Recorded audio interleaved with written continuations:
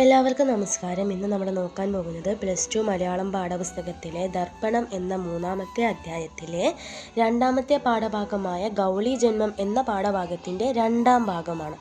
അപ്പോൾ ഇന്നലെ നമ്മൾ പറഞ്ഞു നിർത്തിയത് വലിയ ഹോസ്പിറ്റലുകളിലൊക്കെ നടക്കുന്ന ചികിത്സാ പിഴവുകൾ സാധാരണ മനുഷ്യജീവിതങ്ങളെ വലിയ തരത്തിലാണ് ബാധിക്കുന്നത് എന്നാണല്ലേ. അപ്പം ആൺകൗളി ഇത്രയും കാര്യങ്ങളൊക്കെ വാതോരാതെ സംസാരിക്കുന്നത് കേട്ടിട്ട് പെൺകൗളി വളരെ അത്ഭുതത്തോടു കൂടിയിട്ട് നോക്കി നിൽക്കുകയാണ്. പെൺകൗളി ആൺകൗളിയെ വളരെയധികം അത്ഭുതാദരങ്ങളോടെ നോക്കി നിൽക്കുമ്പം ആ നോട്ടം കണ്ടില്ലെന്ന് നടിച്ചുകൊണ്ട് ആൺകൗളി തന്നോട് തന്നെ ഇങ്ങനെ പറയുകയാണ്, കഷ്ടം, കിശോരലാലിൻ്റെ വർഗത്തിന് അഹന്ത ഇപ്പോഴുമുണ്ട്. അങ്ങേർക്ക് ഒടുവിലുണ്ടായ തിരിച്ചറിവ് ഈ ജന്മം ഇവറ്റുകൾക്ക് കിട്ടുകയുമില്ല. അപ്പോൾ ഇത് കേട്ടിട്ട് ഇതിനെക്കുറിച്ച് കൂടുതൽ അറിയാനുള്ള പെൺകൗളിയുടെ ഒരു ആകാംക്ഷയിൽ പെൺകൗളി ചോദിക്കുന്നുണ്ട്, ആരാണ് കിശോരലാൽ എന്ന്. അപ്പോൾ ആൺകൗളി അതിന് തിരിച്ച് മറുപടി നൽകുകയാണ്, അത് പൊൻകുന്നം വർക്കിയുടെ ഒരു കഥാപാത്രമാണ്. പ്രഗത്ഭനായ ഒരു ഡോക്ടറായിരുന്നു കിശോരലാൽ എന്ന്. അപ്പോൾ പെൺകൗളിയുടെ ഈ വാക്കുകളിലൂടെ സ്ത്രീകൾക്ക് പൊതു അറിവ് കുറവാണെന്ന് പറഞ്ഞിട്ട് ഗ്രേസി പരിഹസിക്കുന്നതായിട്ട് നമുക്ക് കാണാൻ സാധിക്കും. അപ്പോൾ പെൺകൗളിയുടെ ആകാംക്ഷ ഒന്നുകൂടി കൂടി. അപ്പം പെൺകൗളി ചോദിച്ചു, പൊൻകുന്നം വർക്കിയോ, അതാരാണ്? അങ്ങേറ് മലയാളത്തിലെ ഒരു കഥാകൃത്തായിരുന്നു എന്ന് ആൺകൗളി അതിനെ തിരിച്ച് മറുപടി നൽകുകയാണ്. അപ്പോൾ തൻ്റെ ഭർത്താവിൻ്റെ ഇത്രയും വലിയ അറിവ് കണ്ടിട്ട് അമ്പരന്ന് നിൽക്കുന്ന പെൺകൗളി ചോദിച്ചു, നിങ്ങൾ വെറുമൊരു ഗൗളിയല്ലേ, പിന്നെ ഇതൊക്കെ നിങ്ങൾക്ക് എങ്ങനെയാണ് അറിയുക എന്ന്. അപ്പോൾ അതിന് മറുപടിയായിട്ട് ഒരു നെടുവീർപ്പോടെ ആൺകൗളി പറയുകയാണ്, ഞാൻ മുൻജന്മത്തിൽ ഒരു കഥാകൃത്തായിരുന്നു. എൻ്റെ കഥകൾ മലയാളത്തിലെ ഏറ്റവും മികച്ച കഥകളാണെന്ന് ഞാൻ അഭിമാനിച്ചു. അതുകൊണ്ടാണ് ഈ ജന്മത്തിൽ ഞാൻ മേൽക്കൂര താങ്ങുന്ന ഒരു ഗൗളിയായി മാറിയത്. ഇതിലൂടെ പുരുഷൻ്റെ അഹങ്കാരം ഒരു ഗൗളിയായി മാറിയിട്ടും അത് തീർത്തും തീർന്നിട്ടില്ല എന്ന് നമുക്ക് മനസ്സിലാക്കാൻ സാധിക്കും. അപ്പോൾ പെൺകൗളി പറയുകയാണ്, എനിക്ക് കഴിഞ്ഞ ജന്മത്തെ കുറിച്ചിട്ട് ഒരു ഓർമ്മയുമില്ല എന്ന്. അപ്പോൾ ആൺകൗളി അതിന് തിരിച്ചു മറുപടി നൽകി, അതിന് ഓർമ്മ വേണമെങ്കിൽ ബോധോദയം വേണമെന്ന് പറയുകയാണ്. എല്ലാ മനുഷ്യരുടെയും ഉള്ളിലൊരു ബോധത്തിൻ്റെ മരമുണ്ട് എന്നും ആ മരത്തിൻ്റെ ചുവട്ടിൽ ബുദ്ധൻ ചെയ്തതുപോലെ ധ്യാനത്തിലിരിക്കണം എന്നൊക്കെയാണ് ആൺകൗളി പറയുന്നത്. അപ്പോൾ ഇതിന് മറുപടിയായിട്ട് പെൺകൗളി ചോദിക്കുന്നത്, ബുദ്ധൻ ധ്യാനത്തിലിരുന്നിട്ട് ബുദ്ധന് എന്ത് ബോധമാണ് ലഭിച്ചത് എന്ന്. പെൺകൗളിയുടെ ഒരു ചോദ്യത്തിന് ആൺകൗളി ആദ്യം ഒന്ന് പതറിയെങ്കിലും പിന്നീട് ആൺകൗളി അതിന് മറുപടി നൽകുന്നുണ്ട്. പ്രാപഞ്ചിക ദുഃഖത്തിൻ്റെ കാരണം എന്താണ് എന്നറിയാൻ വേണ്ടിയിട്ട് ബുദ്ധൻ തൻ്റെ സ്വന്തം നാടും വീടും രാജ്യവും കൊട്ടാരവും കിരീടവും ഭാര്യയെയും കുട്ടിയെയും എല്ലാത്തിനെയും ഉപേക്ഷിച്ചിട്ട് ബോധമരച്ചുവട്ടിൽ വന്നിട്ട് ധ്യാനത്തിലിരുന്നു എന്ന് ആൺകൗളി അതിന് മറുപടി നൽകി. അപ്പോൾ പെൺകൗളി പറഞ്ഞു, ഞാൻ ചോദിച്ചത് ബുദ്ധൻ ധ്യാനത്തിലിരുന്ന കഥയല്ല, ധ്യാനത്തിലിരുന്നിട്ട് ബുദ്ധന് ലഭിച്ച ബോധം എന്താണ് എന്നാണ് ഞാൻ ചോദിച്ചത്. എൻ്റെ ചോദ്യത്തിനുള്ള ഉത്തരം കിട്ടിയിട്ടില്ല എന്ന് പെൺകൗളി പറഞ്ഞു. ഈ ചോദ്യത്തിലൂടെ പെണ്ണുങ്ങളുടെ കൈമുതലായ പിടിവാശി ഉപേക്ഷിക്കാൻ തയ്യാറാവാത്ത പെൺകൗളിയെ നമുക്ക് കാണുവാൻ സാധിക്കും. അപ്പോൾ ആൺകൗളി പറഞ്ഞു, ബുദ്ധന് ലഭിച്ച ബോധം എന്നത് സ്നേഹമാണ് ദുഃഖത്തിന് കാരണം എന്നാണ്. ഇത് കേട്ട പെൺകൗളി പൊട്ടിച്ചിലക്കുകയാണ് ചെയ്തിട്ടുണ്ടായിരുന്നത്. പൊട്ടിച്ചിലയ്ക്കുന്നതിനിടയിൽ പെൺകൗളി പറയുകയാണ്, ഇത് കണ്ടെത്താനാണോ ആ പാവപ്പെട്ട രാജകുമാരൻ ഈ കണ്ട ത്യാഗങ്ങളൊക്കെ സഹിച്ച് എല്ലാം ഉപേക്ഷിച്ചത്? കഷ്ടം, അടുക്കള ചുവരുകൾക്കുള്ളിൽ കരിയും പുകയും പിടിച്ചു കിടക്കുന്ന പെണ്ണുങ്ങൾക്ക് പോലും അറിയാമല്ലോ സ്നേഹമാണ് ദുഃഖത്തിന് കാരണമെന്ന്. ഈ സ്നേഹം കൊണ്ടാണ് ഇന്നും പല സ്ത്രീകൾ ഒന്നും പറയാതെ ത്യാഗങ്ങളെല്ലാം സഹിക്കുന്നത്. അവർക്ക് വേണമെങ്കിൽ തൻ്റെ ദുഃഖത്തെ മറികടക്കാൻ വേണ്ടിയിട്ട് സ്വതന്ത്രമായി പുറത്തു പോകാം, അല്ലേ? തൻ്റെ ഭർത്താവിനെയും തൻ്റെ മക്കളെയും ചിന്തിച്ചു മാത്രമാണ് അവർ എത്ര വിഷമങ്ങളും സഹിച്ച് ജീവിക്കുന്നത്. ഇതൊരു പ്രാപഞ്ചിക സത്യം കൂടിയാണ്, അല്ലേ? ഇത് കേട്ട ആൺകൗളിയുടെ അഭിമാനം മുറിഞ്ഞുപോയി.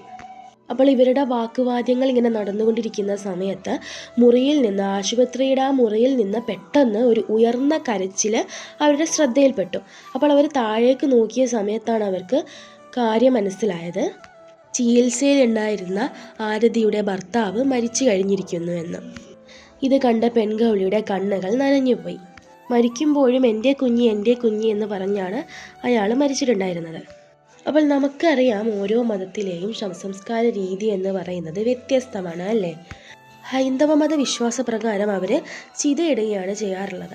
അപ്പോൾ മാതാപിതാക്കൾ മരിച്ചു കഴിഞ്ഞാൽ ആൺകുട്ടികൾ ചിതയിടുമ്പോൾ അവർക്ക് മോക്ഷം ലഭിക്കുമെന്നൊക്കെ ഒരു വിശ്വാസമാണ് നമുക്കിവിടെ കാണാൻ സാധിക്കുന്നത്.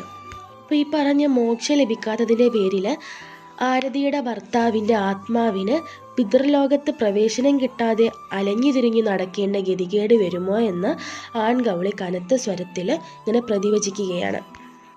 അപ്പോൾ ആൺകൗളി ഇങ്ങനെ പറഞ്ഞുകൊണ്ടിരിക്കുന്നുണ്ട്, ഈ കുട്ടിയെ ഇനി അവൾ വെളിച്ചം കാണിക്കുകയില്ല, അവൾ മറ്റൊരു ജീവിതത്തിലേക്ക് പോകുമെന്നൊക്കെ. അപ്പോൾ ഇതൊക്കെ കേട്ടിട്ട് പെൺകൗളി ഇങ്ങനെ ചിന്താവിഷ്ടയായിട്ട് നിൽക്കുകയാണ്. എന്നിട്ട് പെട്ടെന്ന് തിടുക്കത്തിൽ പെൺകൗളി പറയുകയാണ്, കുറച്ചു നേരം കഴിഞ്ഞാൽ എന്തായാലും ഇവരുടെ ബന്ധുക്കളൊക്കെ വന്നിട്ട് ഈ മുറിയിൽ തിരക്ക് കൂടും. അതിനു മുമ്പേ എനിക്ക് ആ ചെറുപ്പക്കാരിയുടെ ബാഗിൽ കയറിയിരിക്കണം. എന്നിട്ട് അവരുടെ ഇനിയുള്ള ജീവിതത്തെക്കുറിച്ച് അറിയാൻ എനിക്ക് വളരെ മോഹമുണ്ട് എന്ന് പെൺകൗളി പറയുകയാണ്. അപ്പോൾ ഇത് കേട്ടിട്ട് ആൺകൗളി പറയുകയാണ്, നീ അബദ്ധമൊന്നും കാണിക്കരുത്, അവളുടെ ജീവിതം അവൾ എങ്ങനെയെങ്കിലും ജീവിച്ചു തീർത്തോളും, നീ നിൻ്റെ കാര്യം നോക്ക്, എൻ്റെ കുഞ്ഞുങ്ങളുടെ അമ്മയാവാൻ ഉള്ളവളാണ് നീ എന്ന കാര്യം നീ മറക്കണ്ട എന്ന് പറഞ്ഞു. ഇവിടെയും നമുക്ക് ഒരു പുരുഷാധിപത്യത്തെ കാണാൻ സാധിക്കുന്നുണ്ട്.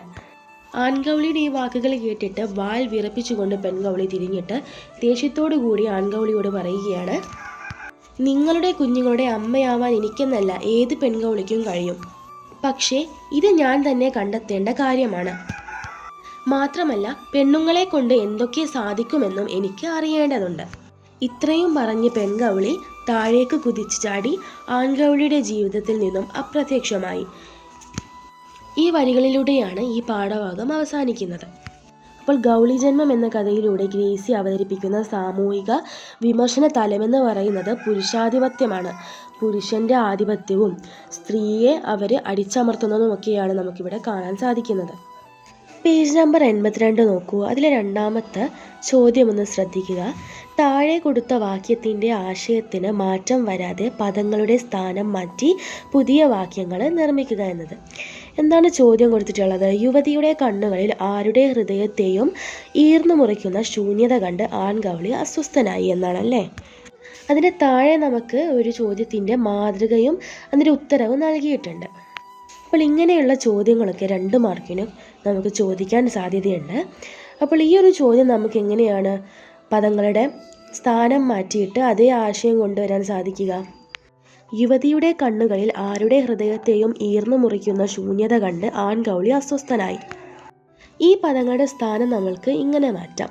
ആരുടെ ഹൃദയത്തെയും ഈർന്നു മുറിക്കുന്ന ശൂന്യത യുവതിയുടെ കണ്ണുകളിൽ കണ്ട ആൺകൗളി അസ്വസ്ഥനായി അല്ലേ. അപ്പോൾ ഇത്രയും കാര്യങ്ങളൊക്കെ നിങ്ങൾ കുറച്ച് ശ്രദ്ധയോട് കൂടിയിട്ട് മനസ്സിലാക്കി പഠിക്കുക. പിന്നെ ഇതിൻ്റെ ചോദ്യങ്ങളും പിന്നെ നിങ്ങൾ പാഠഭാഗം നന്നായിട്ട് വായിക്കുക.